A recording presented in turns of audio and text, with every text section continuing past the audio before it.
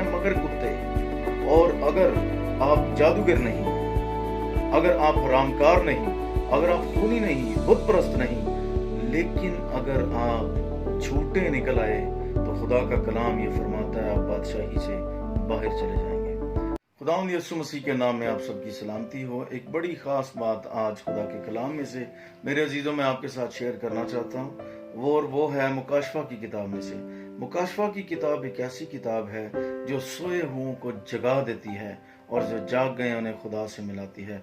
मेरे अजीजों, इस किताब का 22वां बाब और उसकी 15वीं आयत में आपके साथ शेयर करना चाहता हूँ।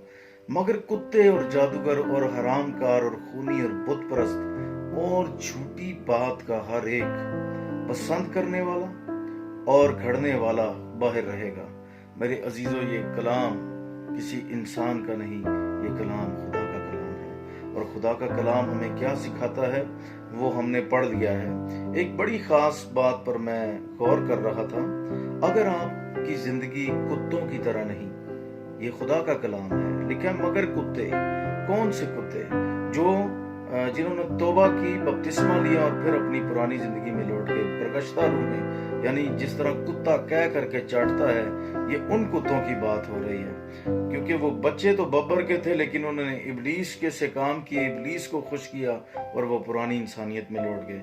और अगर आप जादूगर नहीं, अगर आप हरामकार नहीं, अगर आप खूनी नहीं, बुत परस्त नहीं, लेकिन अगर आप झूठे निकल आए तो खुदा का कलाम ये फरमाता है आप बादशाही से बाहर चले जाएंगे। आपने ज़ना नहीं किया, बहुत अच्छा किया है।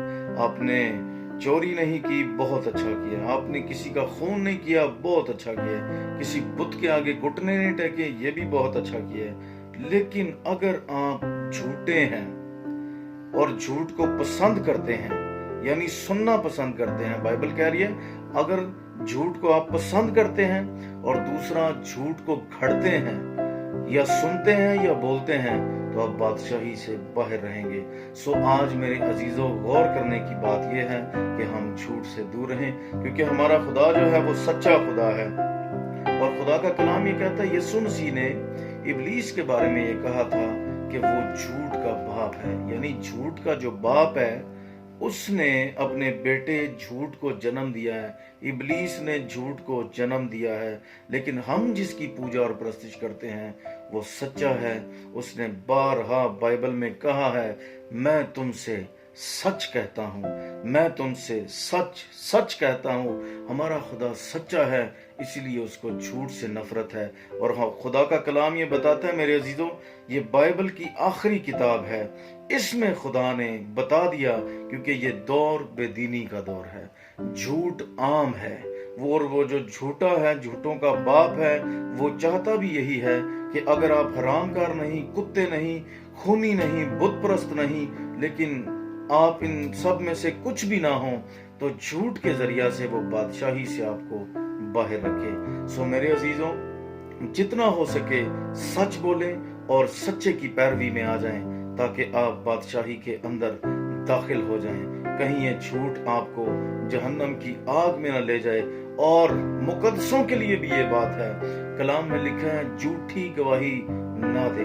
अगर आपके दुआ करने से किसी को शिफा मिली है, तभी आप बताएं कि हाँ भाई मैंने दुआ की और इसने शिफा पा ली।